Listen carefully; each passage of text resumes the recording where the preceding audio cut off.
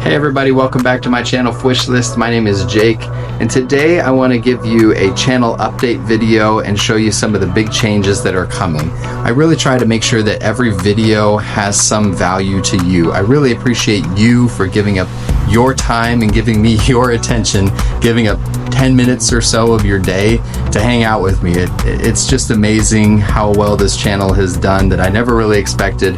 I just wanted to start showing people my tanks and talking to people about the things that I had learned and maybe building a little bit of my own community, and it's just done a lot better than I ever expected. And I really appreciate you for being here, and I try so hard to make sure that every video just has something of value to you. And I say that because sometimes I kind of avoid a little bit more monotonous Fishroom update videos. It's not that I don't like watching those, but I feel like they get a little bit rambly, and I don't like rambling. I want to give you the information and teach you something and give you something of value. And so I've been avoiding kind of just showing you what I'm doing and some of the changes that I'm making. But I have some really big changes that are coming here very soon, and I wanted to tell you about them just so that you know what to expect and maybe can look forward to something that you can get ideas about, because I have some cool tanks that I want to set up and some ideas behind them. It's probably going to take me about a month start to finish to do this whole process, but I kind of want to show you the changes that are coming so you can anticipate them and so that you can come back and see them as they're happening, and I'll be filming the whole thing. So let's check out the first spot that's going to have big major changes. So in my home, this is affectionately called the wall, the fish wall, because it is a long wall in my basement that tanks go from the floor to the ceiling and from one wall all the way to the other. But then the other day I realized that just ain't true, because look at this, there is still space between this tank and the wall, and I had an idea that I could put a support piece of wood right here and have a 6-foot tank stretch over the counter right there. So in anticipation of that, I used to have Mbuna in this tank, and I rehomed them. It's not that I didn't love the Mbuna, but I wanted to do just something more spectacular that I loved even more. And so I decided to rehome the Mbuna. I got these fish recently, which are sort of a difficult to get species. These are orange fin hill trouts, and they are decently sized fish that can go into this 125-gallon tank, which I want some kind of smaller fish, but these guys are kind of boisterous and aggressive. I tried a couple fish, and my Starry Night cichlid over here got a little snack. So I have decided to put these guys in there, and I think that they will do just fine. I also have a true parrot cichlid that I already love. It is such an amazing fish, and it is not going to go in that 125. My plan is to kind of put it in its own tank and build a tank around it. Below this, there's already been some changes recently. This is my peacock Malawi cichlid tank, and these guys are going to get some new friends as well as a new home. I just added some more recently, but I have a good friend, Brian Keel. Peace to you, Brian Keel. I know you're probably watching. He's going to be giving up his 125-gallon tank with his peacocks, and so I am going to put his with mine and put them in a 125-gallon tank to give them those friends and a little bit more rooms. And I am going to put those guys in this aquarium right here. This is my 125-gallon Lake Tanganyika tank.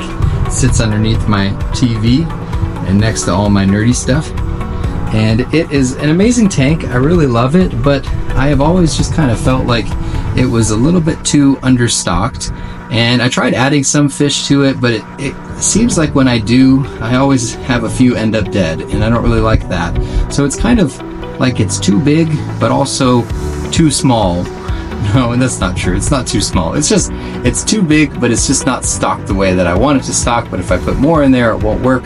So I've decided that the peacocks are going to go in here, and then I have another tank that I think is going to be perfect for the Lake Tanganyikans, because it is just the perfect size. So let's go check that out. So I'm generally not a fan of picking up used tanks, but I decided to break that rule for this tank because it's a very unique tank with a unique size. It is 5 feet or 60 inches long, 18 inches deep, front to back.